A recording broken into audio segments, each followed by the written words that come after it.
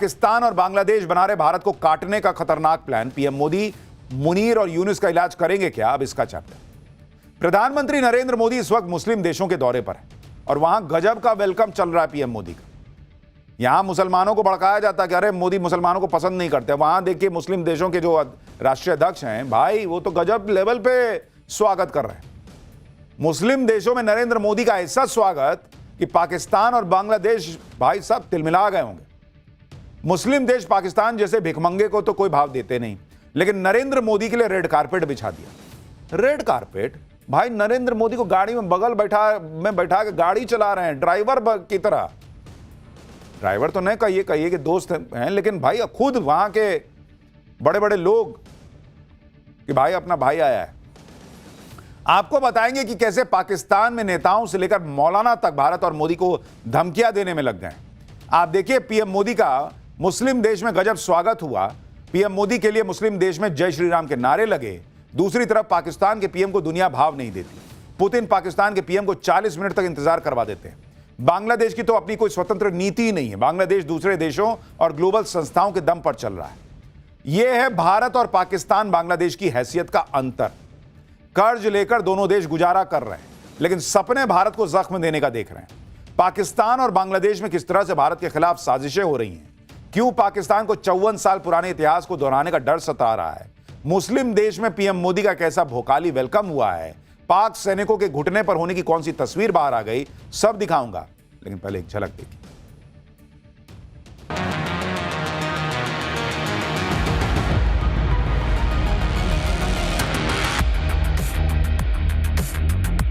आतंकवाद के विरुद्ध हमारा साझा और स्पष्ट रुख है।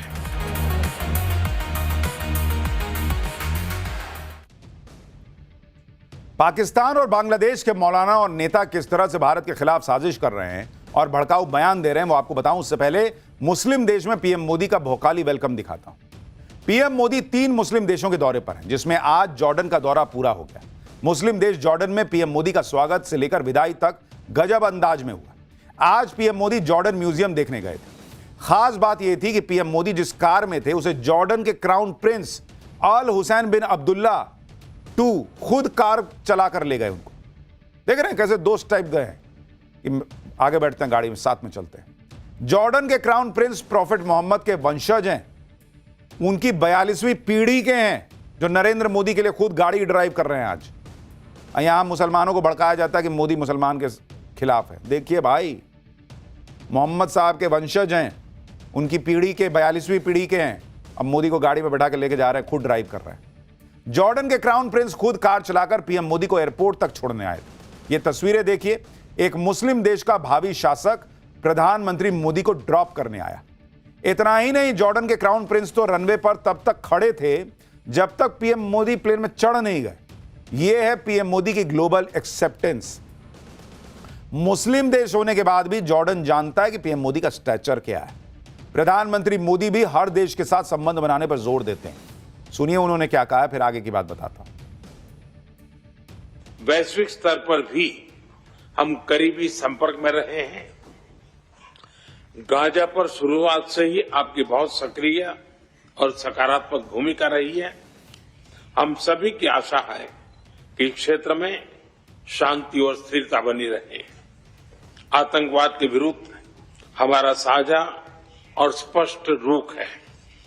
आपके नेतृत्व में जॉर्डन ने आतंकवाद, उग्रवाद और रेडिकलाइजेशन के खिलाफ पूरी मानवता को एक सशक्त और रणनीतिक संदेश दिए हैं। जॉर्डन के बाद पीएम मोदी इथियोपिया के दौरे पर पहुंचे। इथियोपिया में भी पीएम मोदी का शानदार स्वागत हुआ। इथियोपिया के प्रधानमंत्री अबी अहमद अली ने गले लगाकर पीएम मोदी का स्वागत किया। पीएम मोदी ने इथियोपिया के प्रधानमंत्री के साथ एयरपोर्ट पर ही अनौपचारिक बातचीत भी की। इस दौरान पीएम अहमद अली ने मोदी को पारंपरिक कॉफी भी पिलाई। अहमद अली खुद कार चलाकर मोदी को होटल ले गए। ये देखिए, वहां क्राउन प्रिंस कार चला रहे हैं नरेंद्र मोदी के लिए। यहां प्रधानमंत्री जो हैं वो खुद कार चला रहे हैं अहमद अली पीएम मोदी के लिए। अभी तक तो बड़े बड़े राष्ट्रीय अध्यक्षों के साथ कार वाली सेल्फी से पाकिस्तान जो है जला भुना बैठा था। यहां तो लोग भाई लेके चले गए साथ में कि मैं ड्राइव करूंगा, बैठो भाई। उन्होंने रास्ते में मोदी को साइंस म्यूजियम और मैत्री पार्क भी दिखाया। पीएम मोदी के वेलकम में इथियोपिया में हिंदी गाना गाया गया। पीएम मोदी और इथियोपियन पीएम दोनों ने खड़े होकर यह गाना सुना भी। इधर मुस्लिम देशों में नरेंद्र मोदी का गजब जलवा दिख रहा है।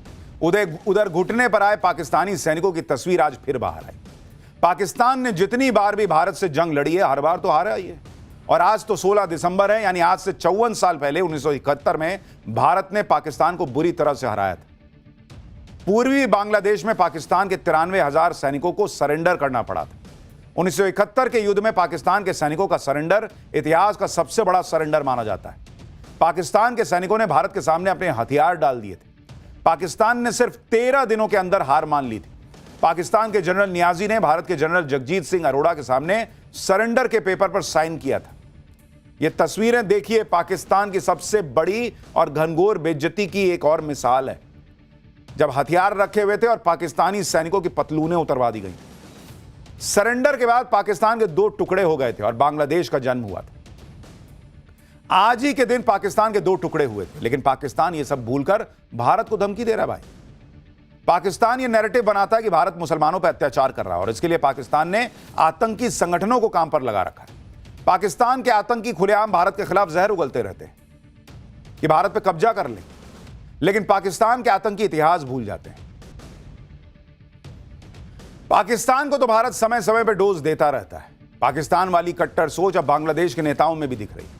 बांग्लादेश के कट्टरपंथी नेता भूल जाते हैं कि भारत की वजह से बांग्लादेश का वजूद है। बॉस, बांग्लादेश की नेशनल सिटीजन पार्टी यानी एनसीपी नेता हसनत अब्दुल्ला ने भारत के खिलाफ भड़काऊ बयान दिया। हसनत अब्दुल्ला ने कहा कि अगर हमारे देश में अशांति फैलाई गई या अस्थिरता फैलाने की कोशिश हुई तो इसका असर भारत पर पड़ेगा। हम भारत के 7 सिस्टर यानी नॉर्थ ईस्ट के 7 राज्यों को भारत से अलग कर देंगे। तुम्हारी खुद की हैसियत नहीं थी कि तुम पाकिस्तान से अलग हो पाते, तुम भारत के 7 राज्य अलग कर दोगे। तुम पैदा भारत की वजह से हुए हो भाई बांग्लादेश, और तुम भारत को अलग कर दोगे, भारत को काट दोगे। थोड़ा मतलब औकात आदमी को अपनी याद रहनी चाहिए। लेकिन ये लोग जो है ना, कट्टरपंथ इतना हावी है कि भूल जाते हैं कि बात किसके लिए कर रहे हैं, भारत के लिए कर रहे हैं। नेशनल सिटीजन पार्टी यानी एनसीपी का गठन शेख हसीना के खिलाफ आंदोलन के बाद हुआ, यानी जुम्मे जुम्मे पैदा हुए हैं।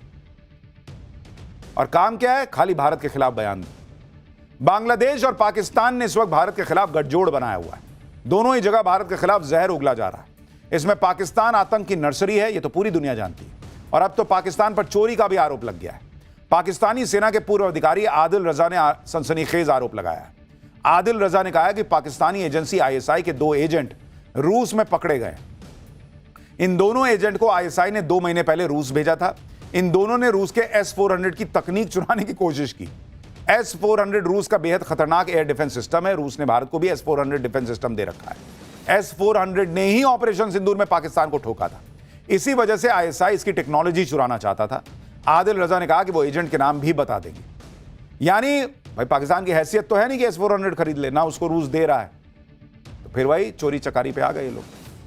ये खबर रूस के राष्ट्रपति पुतिन को भी पता चली और इसी वजह से पुतिन ने पाकिस्तान के पीएम शहबाज शरीफ को बेइज्जत किया था और 40 मिनट जो इंतजार कराया था। इसीलिए ये तस्वीरें तुर्कमेनिस्तान में पुतिन ने जिस तरीके से शहबाज शरीफ को बेइज्जत किया था उसकी।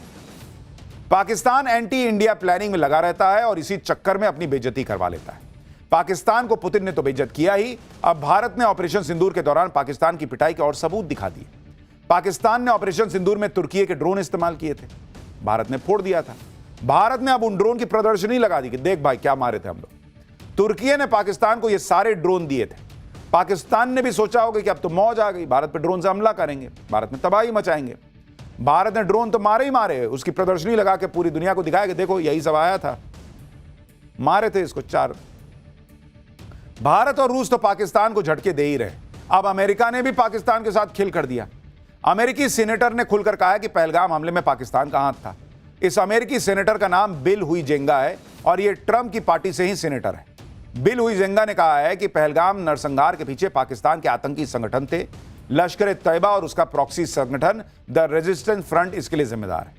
यानी अब अमेरिकी नेता वहां के मान रहे हैं कि पहलगाम हमले के पीछे पाकिस्तान का हाथ था और यही भारत कह रहा था। एक बार फिर भारत ने यूएन में भी पाकिस्तान के आतंकवाद को मुद्दे पर एक्सपोज किया है। देखिए, पाकिस्तान और आतंकवाद दोनों का आपस में ना निकाह हो रखा है, इनका तलाक नहीं हो सकता।